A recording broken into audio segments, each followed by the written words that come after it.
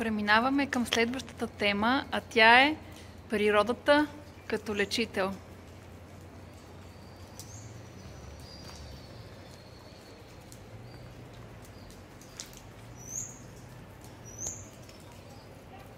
И още един роман, за който ще говорим, който е свързан с природата и природата като лек. Това е "Където пеят раците" от Дилия Оуънс. Не се стряскайте като видите Kindle, много често повечето книги аз ги качвам тук, чета ги тук, защото така мога да си увеличавам шрифтовете, мога да си препрочитам, да си подчертавам различни интересни афоризми и мисли. Честно казано е голямо удобство. Електронната книга няма да, според мен, да измести другата, но аз много често я ползвам. Препоръчвам ви на вас да взимате книги от библиотеки, да четете на Kindle тези книги, които могат да се качат така екологично, така спестявате и пари, и място. И така, това е нещо, което аз много често ползвам, вътре им 1000 книги. В смисъл, аз нямам толкова място, където да ги събера, но в Kindle успявам, особено съвременните книги, може и в електронен вариант да си ги закупиш. Сега, защо? Където пеят раците. Защо избрах точно тази книга? Избрах я, защото е съвременна. Исках да има малко така сравнение между детски роман, юношески роман и ето един съвременен роман, свързан с природата. Коя е Дилия Оуънс и защо до сега не бяхме чували за нея? Ами ще ви кажа. Дилия, която аз постоянно бъркам и казвам Джулия, защото имам някакво като дислексия, свързана с имената. Постоянно бъркам имена на някакви герои, на някакви автори. Ако ми се случи да сбъркам, да знаете, че това си ми е мое отклонение. Грешката не е във вас. Ето, преди 2 дни, когато отворих книгата, видях най-после, че не е Джулия, а е Дилия. Но сега няма да направя тази грешка. Упражнила съм се. Дилия Оуънс. Дилия, тя е родена през 1949 година в щата Джорджия, САЩ. Ако аз съм САЩ, щата Джорджия е тук долу. То от южните щати, близо до Алабама. В общи линии тя много добре познава тази природа, която ще опише и в романа "Мочурището". Тези блата, те не са и непознати, те са едно място, което я накарва да се влюби в природата, което остава дълъг отпечатък и белег и което определя нейното бъдеще. Когато е дете, интересно е, че тя има брат-близнак и още една сестра и още един брат. И когато е била малка, до голяма степен там всяка ваканция са ходили, както в щата Джорджия, малко по-нагоре, до планините на Северна Каролина.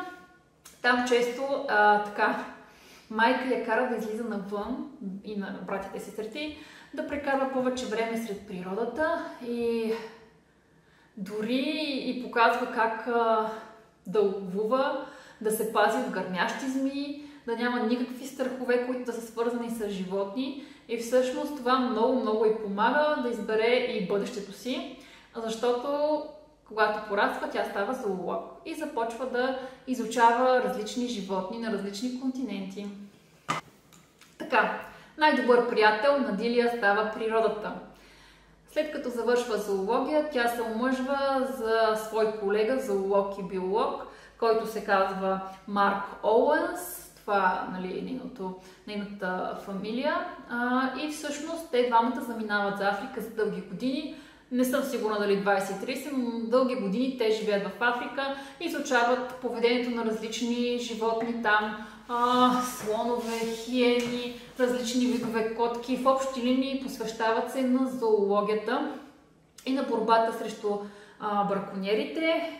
След като се връщат в САЩ, написват 3-4 книги, които са за Африка, които са с научна тематика и те двамата ги пишат в тандем. Първия и единствен роман, който Дилия Оуънс издава през 2018 година е "Където пеят раците". Това е дебютният роман. Тя го пише на цели 69 години. Между другото, когато го прочетох си и казвах: Дилия, или там, както си казвам Джулия, къде си била до сега? Истината е, че това е много интересно, защото някои хора си казват: нямам време да напиша нещо, късно е да напиша книга или късно е да напиша стихотворение. Не е късно, хора! Ето тази авторка доказва, че можеш да дебютираш и да спечелиш много награди на 69 годишна възраст, да е жива и здрава, да напише и още романи. След 40 години и повече брак тя се развежда със съпруга си, в момента живее пак в планините на Северна Каролина, в едно ранчо с много коне, сред природата, и в общи линии бих я определила като един почитател и страстен поддръжник на природата, и като цяло вие сами виждате от самия роман. Книгата, където пеят раците, спечелва всички възможни награди, най-продавана в Амазон, най-четена от читателите на Ню Йорк Таймс.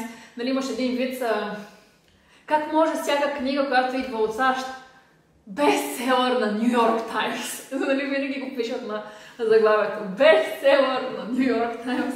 Така че аз за всяка американска книга така ще казвам: бестселър на Ню Йорк Таймс. Аз я прочетох точно заради това, защото беше оглавила всички класации по едно време. Мисля, че беше през 2019 година. Много хвалена. Има за какво. Нали, има книги, които са много хвалени и са топове. Топ на топа уж, но като ги четеш, нищо не ти остава в главата. От тази книга, където пеят раците, обещавам ви, много неща ще ви останат. Не само ще ви останат, ще се опитате да мислите, да се чудите защо точно това е написала. Така, герои, теми и най-важното, природата, как присъства в романа. Романа разказва за главната героиня Катрин, но през цялото време тя е Кая. Това е нейното малко име, нейното галено име. Тя е на 6 години, в многодетно семейство, живее в мочурищата на щата Джорджия, сред природата, в една колиба, заедно с баща алкохолик, който е изключително ужасен насилник, военен пенсионер, майка си, която е домакиня, и още 4 братя и сестри. Тя е най-малката. Така започва романа. Една изключително, така да се каже, бедна, нещастна история за тази бедна Америка, която съществува не много отдавна. Кая. Кая, това е интересно момиченце на 6. Какво се случва в началото на романа?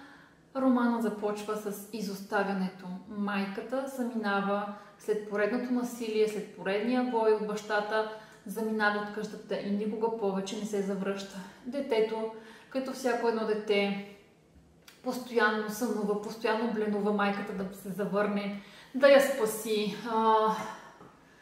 отново да види майка си. В общи линии го има този купнеж на тази загубена връзка на единствения човек или там, освен братята и сестрите, който наистина я обича и цени. Сега, малко след като майката напуска къщата, издавам неща от сюжета, внимание. Малко след като майката напуска къщата, нейните по-големи 2 сестри, по-голям брат също напускат къщата, за да не станат жертва на насилието на бащата. Бащата остава с Кая и с по-големия брат. Брат също е изключително жестоко пребит, той също избягва. И малката 6-годишна Кая остава с баща си в мочурищата, в това ужасно място, абсолютно сама. Тя не се социализира, не ходи на училище. Всъщност единственият опит в училището е един ден. Оказва се, че тази среда, жестокостта на нейните съученици и като цяло неприемането на обществото не й помагат много. И затова тя изключително не се подлага на това мъчение отново да ходи на училище. Оказва се, че нейното училище, нейната майка, нейната детегледачка ще бъде до края на живота й природата. Много интересно. Нали? И необичайно. В един момент от сюжета, изчезва и баща ѝ и тя остава изключително сама. Как успява да оцелее? Успява да оцелее с други отхвърлени от обществото, които я подкрепят. Едни чернокожи имат магазин наблизо, в който магазин тя продава едни раци миди, които успява да лови и така успява да се издържа. В романа има две сюжетни линии. Едната сюжетна линия разказва за Кая от началото и каква е нейната съдба до смъртта ѝ. В другата сюжетна линия има едно убийство.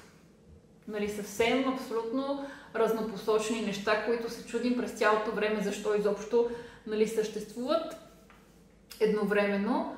Между другото, темата за убийството, тя е много така близка на Дилия Оуънс, защото по едно време в Африка, когато те живеят в един резерват, се случва едно убийство и властите на резервата обвиняват за това убийство Дилия, мъжа и доведения им син, че те са по някакъв начин, нали, възпрепятствали тези браконьери и са го убили, но истината е, че това нещо не се доказва и според мен това нещо, че има някакво обвинение за убийство, може би тя се опитала, ето, нали, преживяно, да го включи тук в романа, да има нещо интересно като криминална линия, като криминална интрига. Но убийството не е главното нещо в романа.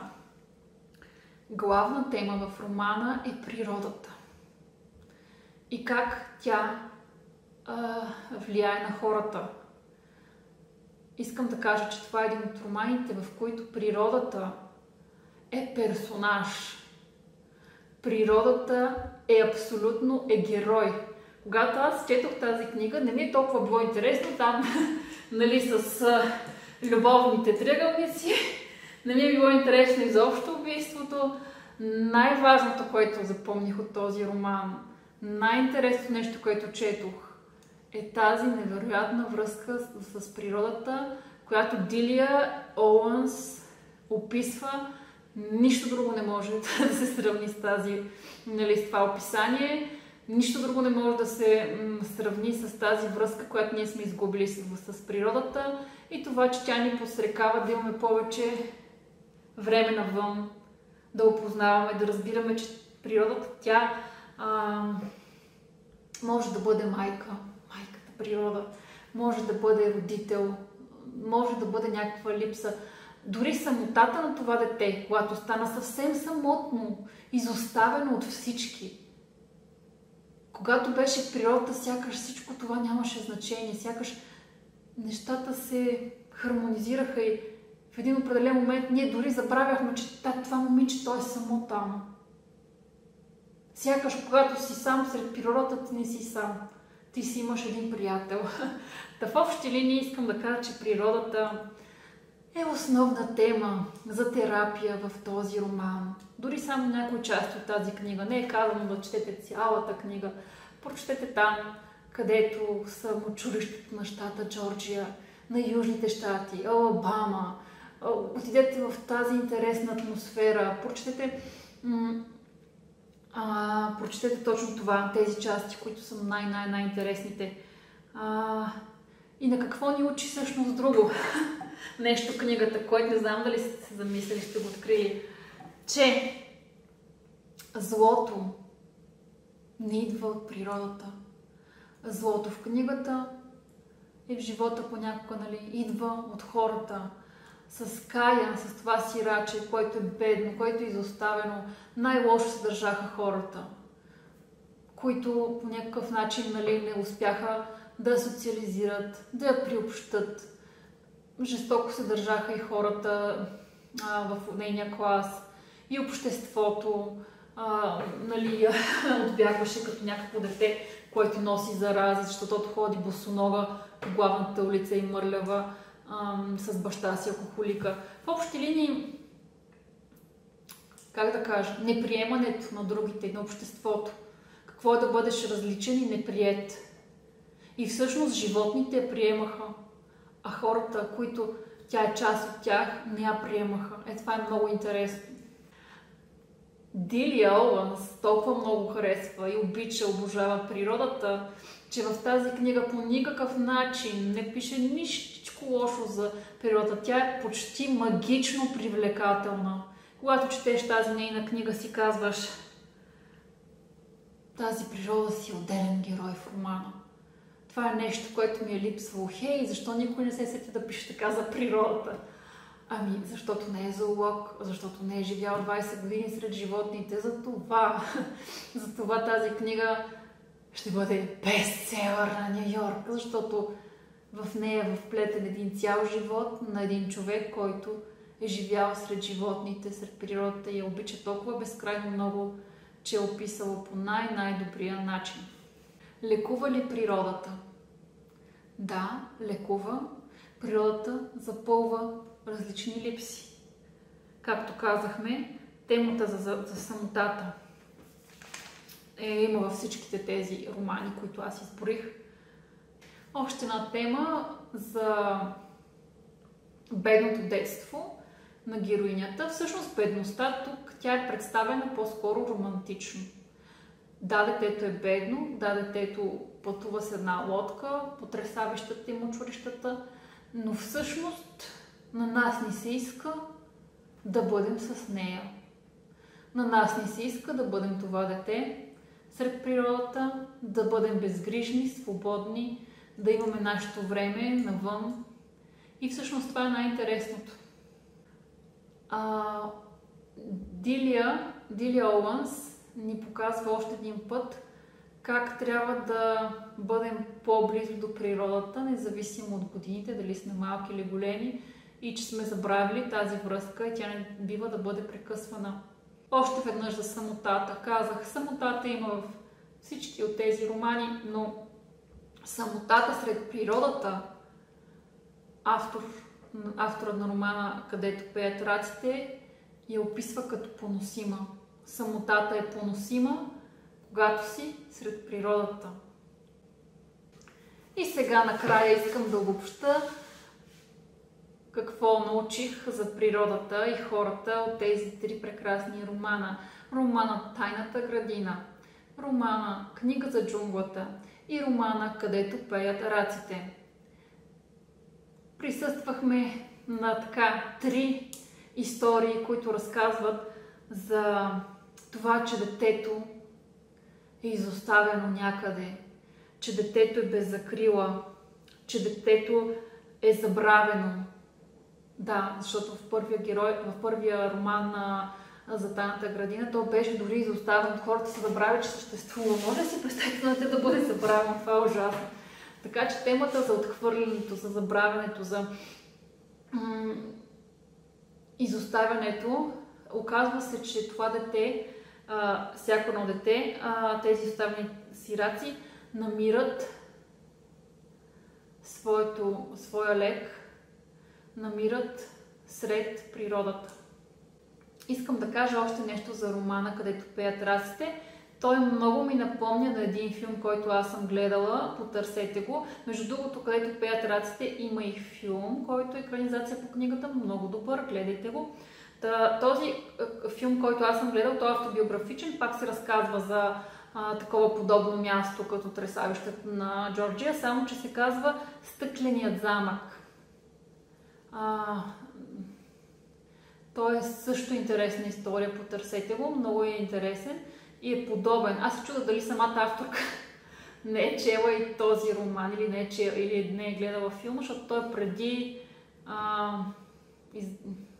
той е писан 2007 или 2005 година, нещо такова. Сходства между трите романа и образа на природата в тях. Природата е лечител. Природата е много добър приятел на тези три деца, изоставени, забравени от обществото, нежелани. Какво се оказва?